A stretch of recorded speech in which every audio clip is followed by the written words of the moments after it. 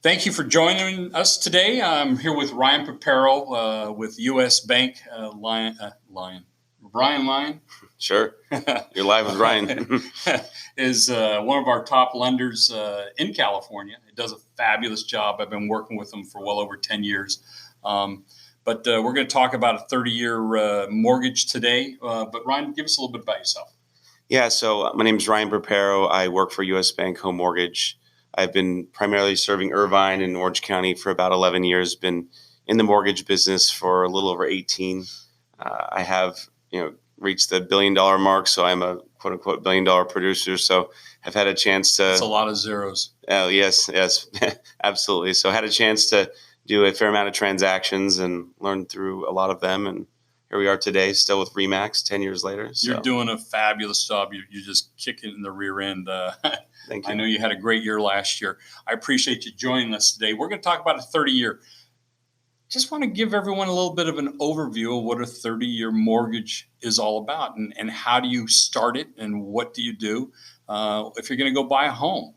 And you need to get pre-approved. Pre-approval is going to tell you what you can afford.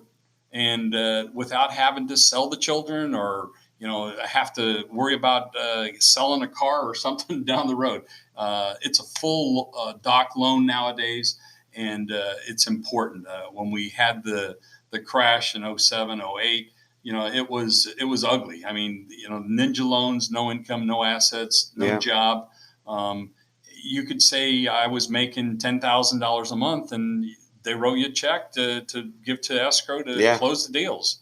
And I had a gentleman that had 4 properties that they all foreclosed on. Yeah. And he was making, under $4,000 a month, but he had loans that he was liable for that he needed to have income of almost $30,000.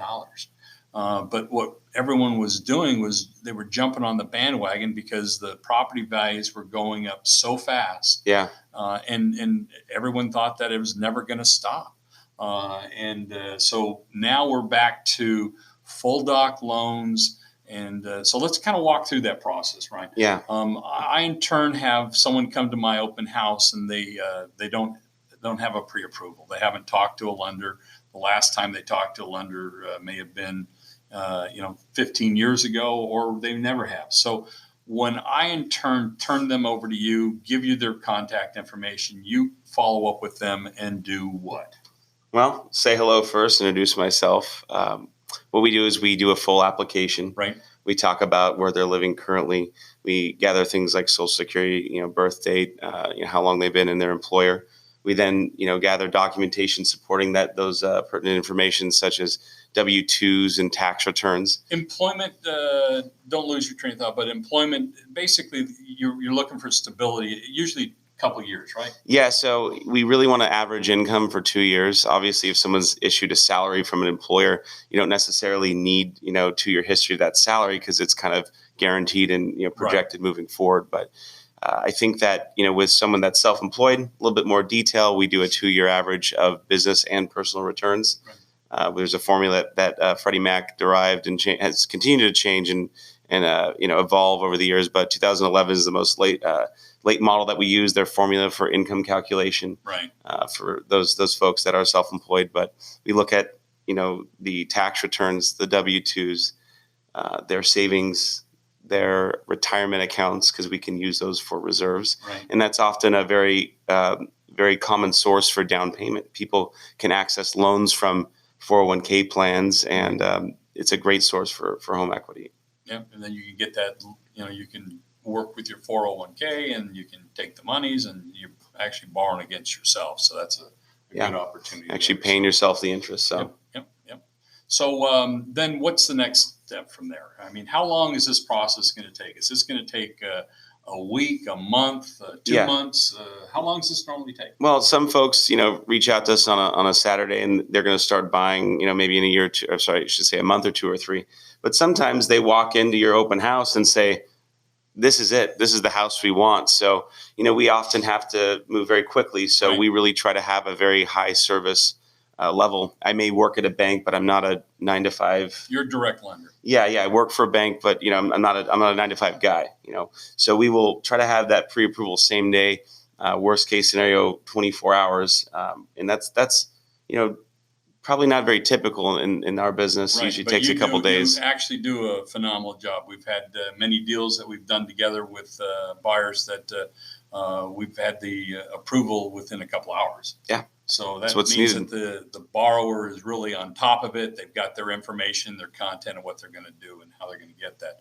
So as we do that, Ryan, and we in turn are working through the loan process, that's our pre-approval so that we can in turn make an offer. Yeah, it's a ticket to shop. Yeah. So now we know where we're at. It's all the stuff, confirmation that's going to go through. We're going to go ahead and we're writing an offer and we're going to put this into escrow. We have an offer accepted. We in turn now are going to open up escrow. I in turn have called you. What's the next step that once we've opened escrow that we're going to be looking at? Locking the rate? Yeah. And all that kind of stuff? Absolutely. So rates move daily. If you speak to me on a Monday and I give you a rate quote, it's going to be different on Tuesday, Wednesday, and Thursday and Friday. So it's really important to solidify that, lock that in. I never really advise floating a loan, which is like, let's just start the process and see where the market goes, because you never know. I've seen that happen. I've had the process where the borrower is I'm waiting for the lowest rate. We're looking at the lowest rates that we're seeing now at under 3.5%. The lowest that I can remember in the last 10 years was 2013. They were about 3.25 or just under 3.375, somewhere in that vicinity. So rates right now are 3.5%. Last year we put quite a few people in those loans, those 30 years. Yeah. And I appreciate that. And I've seen all those people, they're very happy with what's going on. Some were a little bit higher, and I know that you've refinanced a couple of those too. Always opportunity. Yeah. So there's always opportunity. So we're in escrow. We in turn are going to lock the rate. What's the next process for the loans? What are we doing? We're trying to get the contingency removed.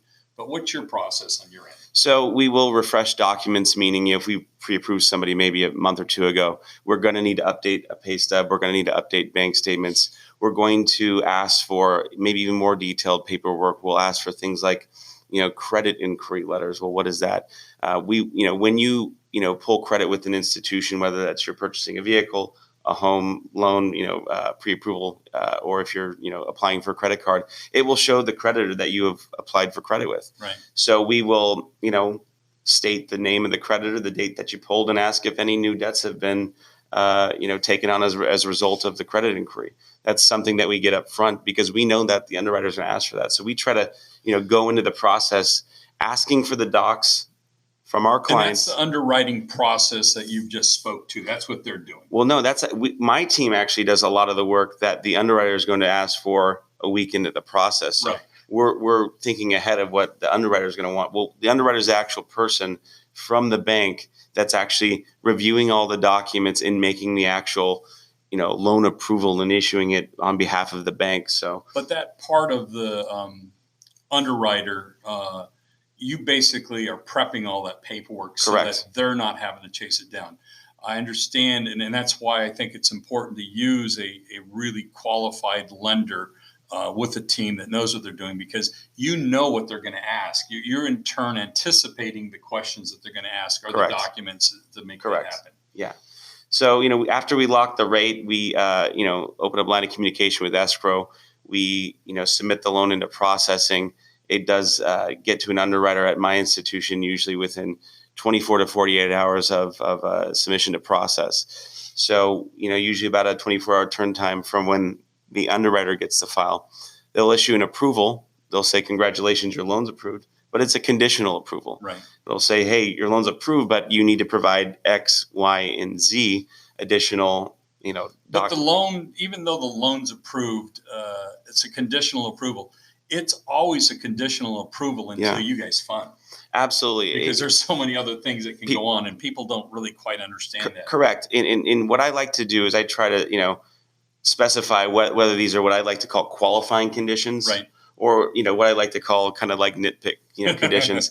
We see those. We see those. Which Jason's signature on this document or something. Yeah, and these aren't going to make or break you. Some of these, what I like to call just the extraneous nitpick conditions. But when you have questions of, hey, we're using a bonus to qualify, right? The bank's going to want to see a 2-year average. So we'll order something called a written verification of employment, which goes directly to HR at the employer. They will then write out what the bonus was this year, last year, and the prior years, and that we will average out that specific portion of the income. That can affect your actual loan approval. Sure. So I like to classify them either qualifying or non-qualifying conditions. But after we get the conditional approval, they in turn can release their contingency in the contract. Yes. What is your typical time frame for a loan approval now? It used to be, and it's written in the contract, 21 days. I shortened it to 15, but you folks are doing a phenomenal job of turning those around. What's your loan approval process?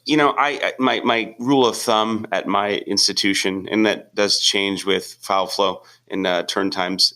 I say if you're locked on a Monday, you'll be approved by the next Monday. But I give myself a buffer. I'd say that we're conditionally approved within 10 days, so it's still under 50% of what is the specified within that time frame, and that's why I in turn push them when we get these in the contract if I'm the listing agent with the buyer and stuff. So after we've got that approval, then we're just waiting for the rest of the stuff to go through escrow, and then we're looking at being able to fund.